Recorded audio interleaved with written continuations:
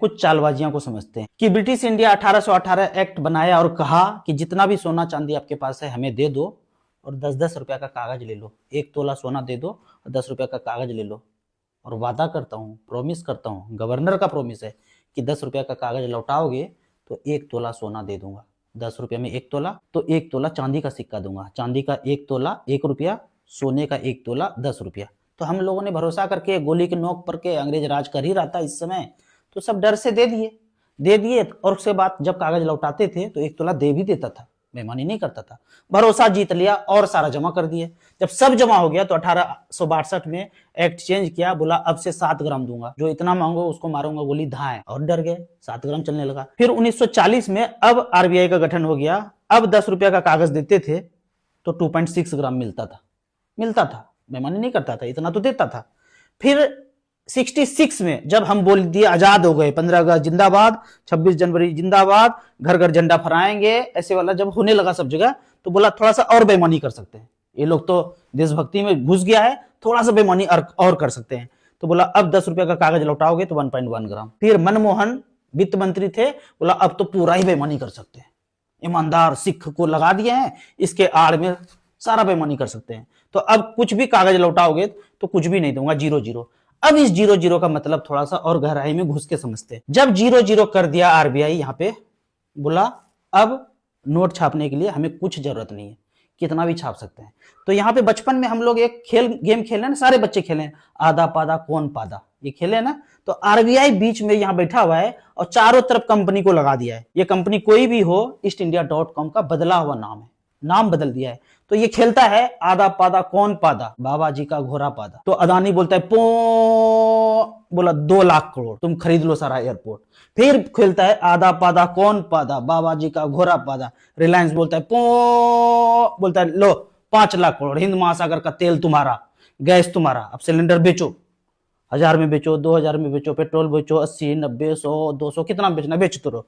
फिर 3 महीने के बाद क्वार्टरली मीटिंग किया, बीच में बैठा, बोला आधा पादा कौन पादा, बाबा जी का घोड़ा पादा। बोला टाटा को 5 लाख करोड़, बोला झारखंड का, छत्तीसगढ़ का खदान खरीद लो, लोहा तांबा एल्युमिनियम सब खरीद लो, खरीद के 1 रुपया टन चाइना भेजो, यहाँ कोई कंपनी मत खोलना, वहां सब भेज दो। बाजार कीमत पे अगर बेचा जाए ना एल्युमिनियम, लोहा, कोयला, तांबा, सिर्फ बाजार कीमत पे हर एक व्यक्ति को 1 लाख रुपया महीना घर में आएगा, कुछ करने की जरूरत नहीं है। वो ऐसे नहीं वर्ल्ड बैंक सब अमीर बन गया, गैंग बन गया, सारा का सारा माल ऐसे ही जा रहा है। फिर 3 महीना के बाद आधा पादा कौन पादा, बाबा जी का घोड़ा पादा, बोला मारुति सुजुकी, इनको दे दो 2 लाख करोड़।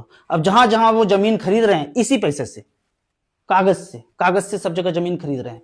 फिर 3 महीना के बाद यही गाना दोहराते हैं, बोला जीएमआर इंफ्रा को 5 लाख करोड़ या 2 लाख करोड़, 50,000 करोड़ दे दिया, बोला सारा हाईवे अब तुम्हारा।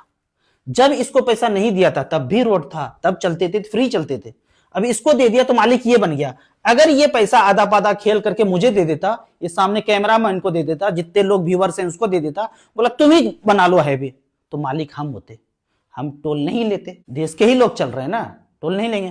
फिर धीरे धीरे करके आधा पादा कौन पादा, डीएलएफ को दिया, गुड़गांव बसाया, तो गुड़गांव जहां बसा हुआ है वहां गांव था, किसान था, खेत था। ये वाला पैसा जब इसको मिला तो फेंका, 1 करोड़ में जमीन दे दो, 2 करोड़ में दे दो, 5 करोड़ में दे दो, 10 करोड़ में दे दो, सारा बीघा खरीद लो, अब बना दो बिल्डिंग, अब बेचो उसको 1 करोड़, 2 करोड़, 5 करोड़ में फ्लैट बेचो।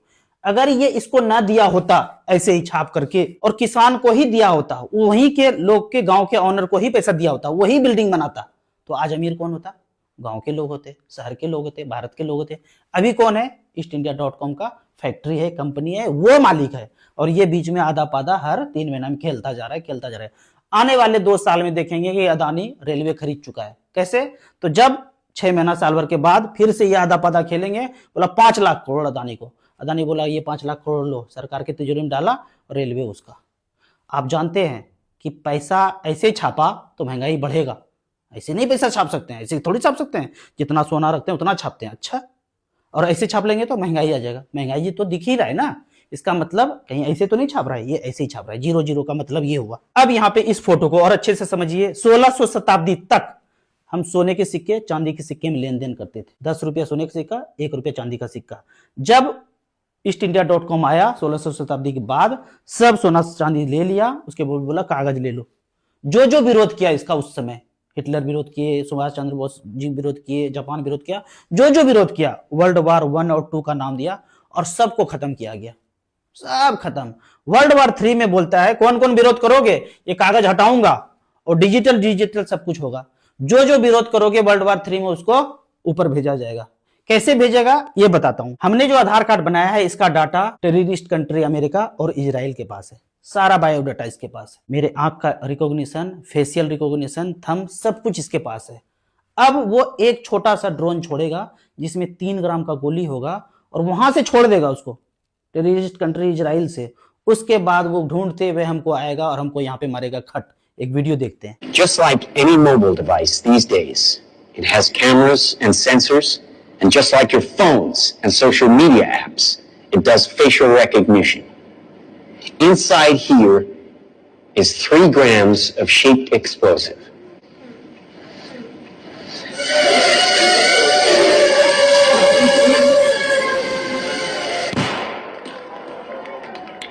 Did you see that? That little bang is enough to penetrate the skull and destroy the contents. Watch. A $25 million order now buys this.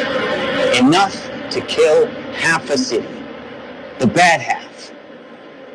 Nuclear is obsolete. Take out your entire enemy, virtually risk-free. Just characterize him, release the swarm, and rest easy.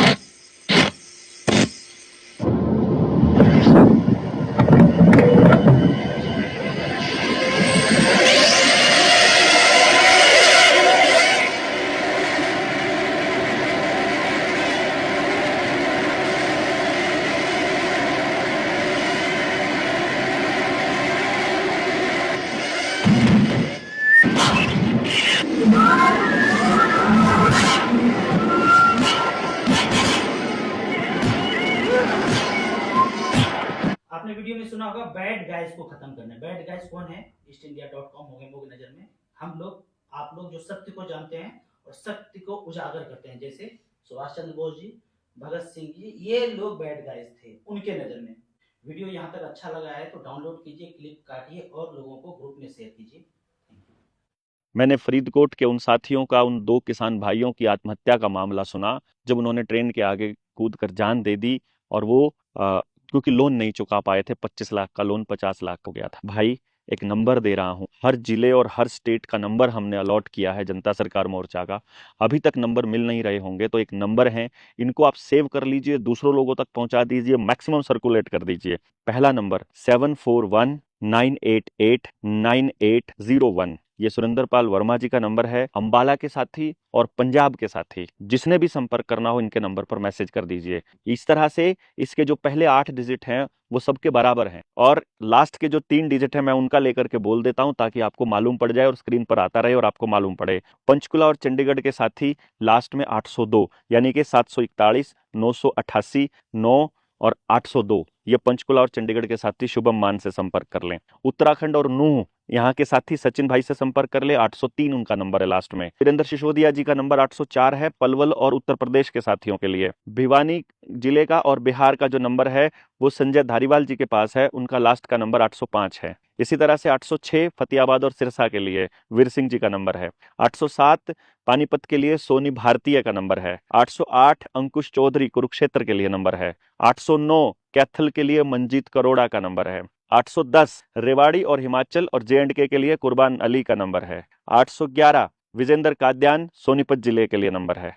Ramdas Yadav 812। 813 Jharkhand Chhattisgarh Vishnudeo Gorai, Gaur Dutta waste Bengal Assam Tripura और अंडमान निकोबार के लिए 814। सोमवीर का number है झज्जर गोवा से 815। विकास खत्री का number 816 Rohtak के लिए। 817 हिसार के लिए आशीष दलाल। 818 महेंद्रगढ़ राजस्थान के लिए जीतू चौधरी। विकास मलिक 819 जींद के लिए। विकास राणा दिल्ली के लिए 820। 821 राजविंदर पंजाब।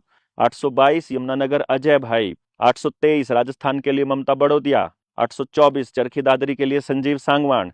825 करनाल के लिए नथुलाल। 826 ऋषि सागर जबलपुर मध्य प्रदेश से।